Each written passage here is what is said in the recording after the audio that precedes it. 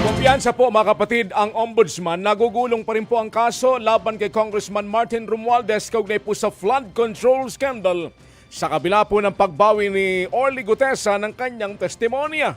Ang kampo naman po ni Romualdez muling iginiit na wala pong ebidensyang nagpapatunay na tumanggap siya ng mali-malitang pera. May report si Marian Enriquez.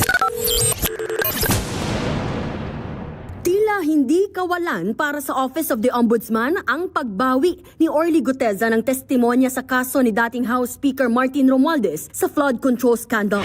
Sa inilabas na pahayag ng Ombudsman, giniit nilang classic pressure tactic umano ang recantation. Hindi rin daw umiikot sa iisa o iilang testigo ang investigasyon. Meron pa raw silang 28 testigong nakahandang magbigay ng direktang kaalaman sa kaso ni Romualdez. Ayon pa sa Ombudsman, mga uniformado at aktibo pa rin sa serbisyo ang mga testigo, kaya obligado raw ang mga ito na makipagtulungan. Hindi pa raw nababasa ng kampo ni Romualdez ang testimonya ng mga testigong tinutukoy ng Ombudsman, kaya hindi pa raw muna sila makapagkokomento.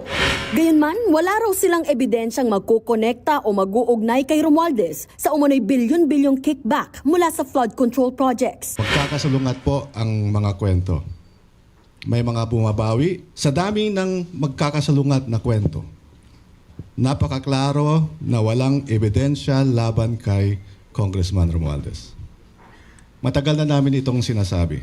Walang kinalaman si Representative Romualdez sa mga paratang sa kanya. Naghain na rin ang abogado ni Romualdez ng supplemental counter affidavit sa Ombudsman. Kasama sa isinumite nila ang sinumpaang salaysay ng 25 dating driver at security aide ni dating Congressman Zaldico. Gayon din ang binawing testimonya ni Gutesa. Base raw sa affidavit ng mga dating tauhan ni Ko, wala silang nasaksihang paghahatid ng pera sa sinumang politiko o opisyal ng gobyerno, kabilang si Romualdez. More than 30 statements saying na walang ganyang nangyayari. Sa ebidensya po, no, hindi po pwede yung haka-haka, maaring nangyaring ganito or marahil or posible or walang duda. Yung mga ganyang statements po hindi po papasa sa pag-evaluate ng hudikatura. Sabi pa raw ng mga dating tauhan ni Ko, maging sila raw ay inoferan na pumirma ng mga nakahanda ng affidavit kapalit ng pera. At ang nag-offer daw ng pera, si Attorney Levito Baligod. Many of them. I think a substantial number said that they were explicitly offered financial reward to join the quote-unquote brave soldiers. Yes. A lawyer is prominently mentioned in some of these affidavits. Sinong lawyer, sir? The one representing them. Baligod. Yes. Wala pang pahayag si Attorney Baligod. Matatandaang nauna na ring nag-recant o binawi ng 4 na nagpakilalang bagman ni Ko ang kanilang testimonya.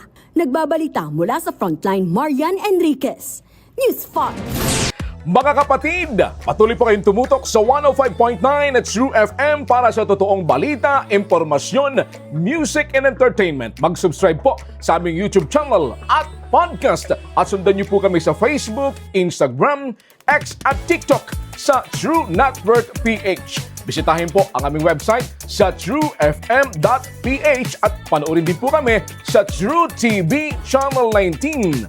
Kami ang 105.9 at True FM, laging true sa'yo, kapatid!